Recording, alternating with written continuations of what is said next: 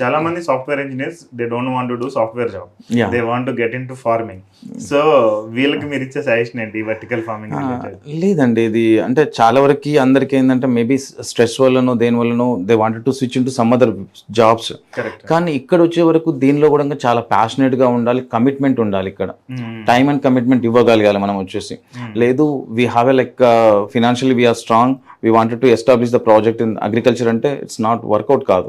అంటే ఎవరో పైన మనం డిపెండ్ అయ్యి మనం చేయగలిగితే అంటే మనకు ఆ ప్యాషన్ కానీ లేకపోతే ఆ టైం అండ్ కమిట్మెంట్ మనం ఇవ్వగలిగితే ప్లాన్స్ తోని. ఎందుకంటే ఈ హైడ్రోపోనిక్స్ ప్రొడ్యూస్ అనేది like completely like we have to take care. Soil farming కాదు, సాయిల్ ఫార్మింగ్ లో just I will give you something like ఒక విత్తనం ఎక్కడో సాయిల్లో వేస్తేనంటే అప్రాక్సిమేట్లీ దాని వాటర్ ఇస్తేనంటే అప్రాక్సిమేట్లీ మదర్ ఎర్త్ అనేది టేకెన్ కేర్ ఆల్మోస్ట్ 70% చూసుకుంటుంది. But not like this year. మనమే చూసుకోవాలి, everything we have to taken care from the initial stage like seeding నుంచి harvesting వరకు కంప్లీట్లీ మనం మానిటరింగ్ ఉండాలి. అప్పుడే వీ కెన్ సర్వైవ్ అవుతాం, లైక్ యాజ్ ఎ సక్సెస్ అవుతాం ఇక్కడ వచ్చేసి. అలా ఉంటే we can welcome it. Okay, so software engineers ఆరు మీరు ఫ్రస్ట్రేట్ అయితే కనుక ఫార్మింగ్ లోకి వెళ్ళొద్దు. చాలా మంది ఫార్మింగ్ లోకి వెళ్ళి బర్న్ చేస్తున్నారు, డబ్బులు బర్న్ చేసుకుంటున్నారు, టైం వేస్ట్ చేస్తున్నారు. ఈవెన్ కొంతమంది డైరీ ఫార్మింగ్ లోకి వెళ్తున్నారు అండ్ దాంట్లో ఏంటంటే మళ్ళీ ఎక్స్పీరియన్స్ ఒక 1 or 2 years ఎక్స్పీరియన్స్ వచ్చిన తర్వాత రియలైజ్ అవుతున్నారు. సో ఈవెన్ వార్ రిలేటెడ్ కూడా నేను తీసుకొస్తాను ఎవరినైనా. But be careful, if you want to quit job that is a different subject. Farming లోకి రావడం అనేది ప్యాషన్తో ఉండే సబ్జెక్ట్. ఓకే, మీకు ప్యాషన్ లేకపోతే ఎంటర్ అవ్వడం చాలా చాలా డిఫికల్ట్. అఫ్ కోర్స్ ఎంటర్ అవ్వడం ఈజీనే, బట్ సక్సెస్ అవ్వడం కష్టం. యా. రెండోది, ఇప్పుడు ఇది ఆల్రెడీ కంట్రోల్డ్ ఎన్విరాన్మెంట్ ఇవన్నీ ఉంటాయి కాబట్టి డూ వీ హ్యావ్ మనకి ఏదైనా ఒక సిస్టమ్ ఉందా మొత్తం మానిటర్ ఎవ్రీడే చెక్ చేసుకోవడానికి? ఏదైనా ఆటోమేటెడ్ ఫోన్ లో యాప్ టైప్ లో? అది మేము ఆల్రెడీ అంటే డిజైన్ మా దగ్గర సాఫ్ట్వేర్ డిజైన్ ఉంది మా దగ్గర వచ్చేసి. మా దగ్గర ఉన్న ఫార్మర్స్ అందరికి మేము అందుబాటులో ఉంది. ఎంతవరకు ఆటోమేషన్ తీసుకొస్తే అంతవరకు మన కాస్ట్ బేస్ పెరుగుతుంది వచ్చేసి. చిన్న చిన్న ఫార్మర్స్ కి లైక్ ఆటోమేషన్ థింగ్స్ అవసరం లేదు. వన్స్ మనం మాన్యువల్ గా ప్రాక్టీస్ చేయగలిగితే automation is very easy.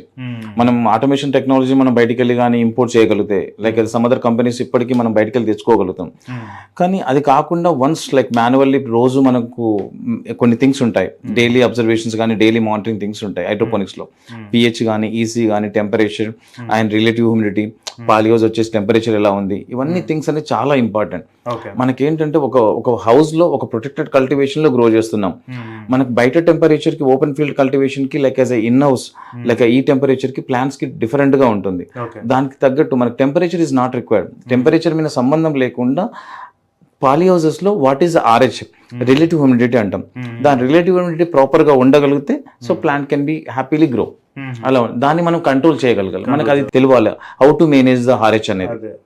Fans చేయడం, ఆఫ్ చేయడం, ఫ్రాగర్స్ ఎప్పుడు ఆన్ చేయడం, ఇవన్నీ there is a subject like as a green house management subject అనమాట. అది చేయగలిగితే ఎట్ ఎనీ సీజన్ లైక్ మనకు ఎంత చలిగా ఉన్నా like in the sense means degrees like as తగ్గిపోతున్నా కానీ పెరుగుతున్నా కానీ అవుటర్ టెంపరేచర్ 50-60 దాటినా కూడా we don't have any problem. అంటే like as a plant physiology కానీ గ్రీన్ హౌస్ మేనేజ్మెంట్ తెలిస్తే దెర్ ఈస్ నో ఇష్యూస్. ఇవి తెలుసుకోగలగాలి. కరెక్ట్. ఈవెన్ స్టిమ్ ఫార్మింగ్ కూడా ఇది చాలా చాలా ఇంపార్టెంట్, టెంపరేచర్స్ ఇవి. సో ఇందులో చిన్న ఫార్మర్ అంటే ఎంత ఉంటే చిన్న ఫార్మర్, ఎంత ఉంటే పెద్ద ఫార్మర్? చిన్న ఫార్మర్ పెద్ద ఫార్మర్ అనేది ఐ డోంట్ థింక్ దట్. ఏదైతే గ్రో చేస్తున్నారో, ఏదైతే సెలెక్షన్ ఆఫ్ క్రాప్ చేసుకుంటున్నారో అది ప్రాపర్ గా సస్టైనబుల్ గా చేయగలగాలి. లైక్ మనం ఒకసారి సెటప్ చేసి ఇచ్చిన తర్వాత ఆ ఇన్ఫ్రాస్ట్రక్చర్ యూటిలైజ్ చేసుకుంటూ కంటిన్యూస్లీ కాన్స్టెంట్ లైక్ సస్టైనబుల్ గా మనం గ్రో చేయగలిగితే, ఇయర్ రౌండ్ ప్రొడ్యూస్ అనేది ఇవ్వగలిగితే ప్రాఫిటబుల్ గా ఉంటారు. లైక్ లిమిటెడ్ స్పేస్ ఏదైనా సరే లైక్ 500 square meters కానీ లేకపోతే 1 acre కానీ అప్రాక్సిమేట్లీ 1 acre 4,000 square meters దానిలో కానీ ఏదైనా సరే ప్రాక్టీస్ అండ్ లైక్ సస్టైనబిలిటీగా ఉండాలంతే. సో ఇప్పుడు ఒక 1 acre లో ఇది సెటప్ చేయాలంటే ఎంత అవుతుంది? 1 acre పాలీహౌస్ లో like let's say example I think polyhouse అనేది ఒక separate segment and then vertical related ఇది ఇంకొక సెగ్మెంట్ కాబట్టి అసలు పాలీహౌస్ కి ఎంత అవుతుంది, దీనికి ఎంత? Yeah sure, it's a good question. So ఇప్పటికీ జనాలకి ఎట్లా చాలా మందికి తెలియదు పాలీహౌస్. చాలా కన్సల్టింగ్ కంపెనీస్ కూడా there is some kind of misleading. So as part of NSB ప్రకారం చూసుకుంటే there is 3 types of polyhouses. One is like natural ventilated polyhouse, one is a fan and pad system just now I told, and apart from that there is a net house. These 3 categories ఉంటాయి. So polyhouse కి వచ్చేసి approximately like as 850 rupees నుంచి 1150 rupees వరకు there is a range okay ఉంటుంది, like 1100 rupees వరకు. And fan and pad system చూసుకుంటే 1400 నుంచి 1800. మీ బేస్డ్ ఆన్ ది ఎన్హెచ్బి ప్రకారం చూసుకుంటే as per the guide lines it goes like as 1800 to 2000 rupees also. Okay and net house కి చూసుకుంటే 450 rupees నుంచి 650 రూపీస్ కి ఓకే ఇది కాస్ట్. అంటే based on square meter prices అనమాట. ఓకే అప్రాక్సిమేట్లీ పాలియోస్ ఖర్చు వచ్చేసి అప్రాక్సిమేట్లీ 36 lakhs to 40 lakhs ఖర్చు అవుతుంది one time set one time. So అది వచ్చేసి అప్రాక్సిమేట్లీ 15 to 20 years దాని లాంగ్ టర్మ్ గా ఉంటుంది, దాని యొక్క లైఫ్ ఉంటుంది. Okay and same fan and pad system చూసుకుంటే అప్రాక్సిమేట్లీ బడ్జెట్ వచ్చేసి 56 lakhs వరకు అవుతుంది అప్రాక్సిమేట్లీ 1 acre కి. Okay but the thing is we have to అంటే ఎలా అర్థం చేసుకోవాలంటే fan and pad system run చేయ మెకానిజం కూడా తెలియాలి. ఏ మెకానిజం తీసుకున్నా, ఎనీ పాలియోస్ తీసుకున్నా కూడా దాన్ని రన్ ఎలా ఆపరేట్ చేయాలనేది తెలిసి ఉండాలి. And last one is like as cheaper west way like as net house. అసలు ఎలాంటి కంట్రోలింగ్ ఉండదు. But the thing is we can temperature ని కొంచెం 50% ఆఫ్ చేయగలుగుతాం. Okay we can go it sprinklers తోటి స్ప్రింక్లర్స్ యూజ్ చేయగలుగుతాం.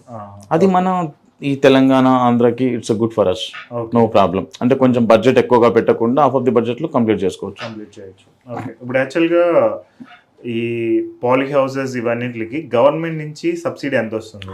మనకు స్టేట్ గవర్నమెంట్ సబ్సిడీ అయితే ఏమీ లేదు. Okay. Like as a central contribution ఉంది, like as part of NHB కింద 50% సబ్సిడీ ఉంది. 50%. యా అంటే మనం ఫస్ట్ ఇన్వెస్ట్ చేసిన తర్వాత వాళ్ళు బ్యాక్ ఇస్తారా?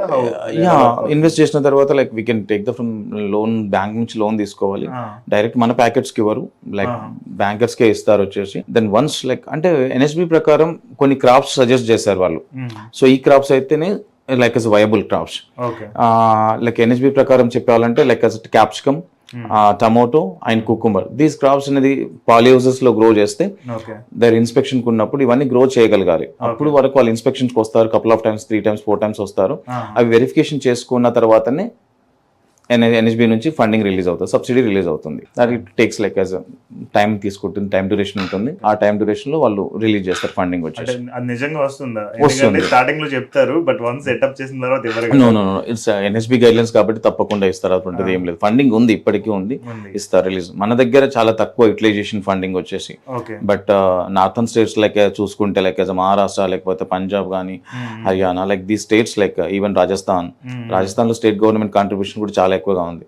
మన దగ్గర లేదు. లైక్ బై డిఫాల్ట్ మనం చూసుకుంటే మనం తెలంగాణ, ఆంధ్ర అండ్ లైక్ కర్ణాటక, ఈ స్టేట్స్ లో లేదు, తక్కువగా ఉంది. బట్ నార్థన్ స్టేట్స్ లో చాలా ఎక్కువగా ఉంది. ఓకే యూటిలైజేషన్ కూడా ఇంకా ఎక్కువగా ఉంది వాళ్ళ దగ్గర.